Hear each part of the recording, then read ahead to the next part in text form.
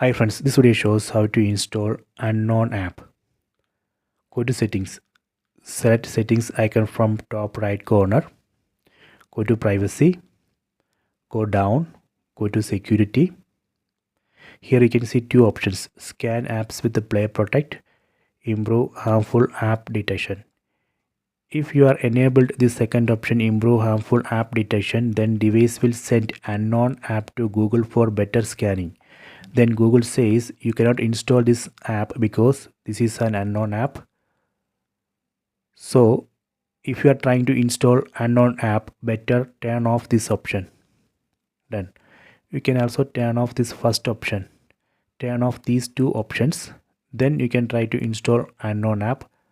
That should work. So this way we can install unknown app. Just turn off these two options. You can try this. I hope you have enjoyed this video. Please subscribe this channel. Please like and share the video.